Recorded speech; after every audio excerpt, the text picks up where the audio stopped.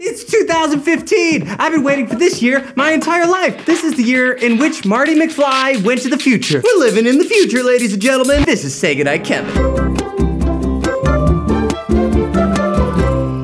So for Christmas this year, my grandma gave me this book. And she told me that it's a family heirloom and it was handed down from my great-great-grandfather to my great-grandfather to my grandmother, then on to me. And it is called The Poetical Works of Robert Burns. And she told me that it was a perfect time to give it to me because one of my newest and great friends is named Bobby Burns. Robert Burns was a poet in the 18th century. And back then, poets were kind of like the YouTubers of the day. Now I find Robert Burns quite fitting to mention on today's episode because you may know him as the one who penned the lyrics to the very commonly heard song during New Year's, Auld Lang Syne. Should all acquaintance be forgot? La la da, that's why I don't know the words. I probably should, cause that's what I'm talking about. Cha cha cha. But also, and I'm not going to open this book because I don't want it to disintegrate. Just set it down right there. So you'll just have to trust me whenever I say that within this book, there's a poem called To a Mouse. The poem talks a little bit about how silly the plans are of mice, and for that matter, men and women, of course, and how all those perfect plans that we make for the future can be completely changed by simple, unforeseen circumstances that are completely out of our control. Now, this thought is often taken to the negative, and in fact, in the poem, it kind of gets negative, you know, where you're like, oh man, I had all these great plans in my life, and now looking back at it, I never fulfilled any of them. My life has been pointless and worthless, and what's the point of making plans in the first place if they're just gonna get ruined? Much like George Bailey in It's a Wonderful Life. And I myself find myself caught in this same type of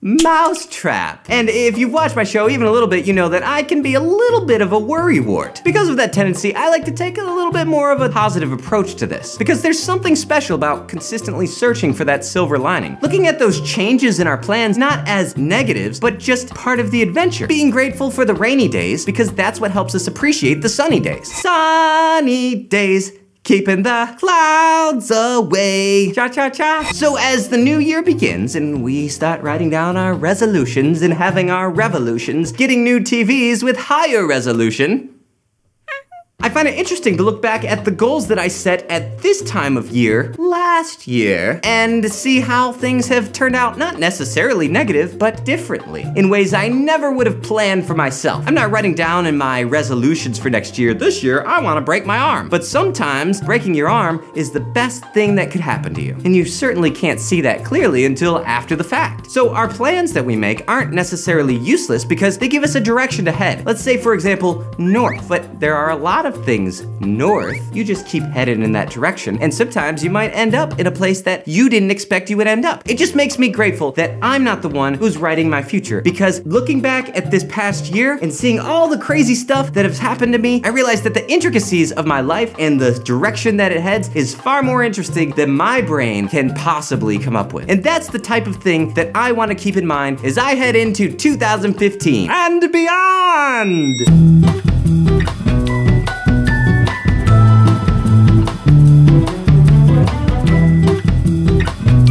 One of the opportunities I had this year was to start the show that you're watching today. Can you believe I've not even been doing this for a year? It's been so awesome to get to do Say Goodnight, Kevin. And the opportunities and the friends that I've made, and one of those friends would be Matthew Bird. Part of Say Goodnight, Kevin has been launching my Patreon. Patreon.com/SayGoodnightKev. The idea of Say Goodnight, Kevin didn't even exist. I didn't know what Patreon was before 2014. So much awesome stuff has happened this year. I'm so thankful to all of you guys who have decided to be a part of it, and I'm looking forward to the journey that we go on in 2015.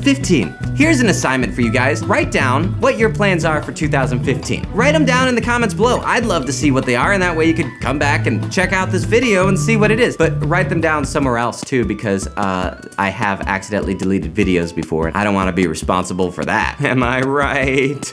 Good night.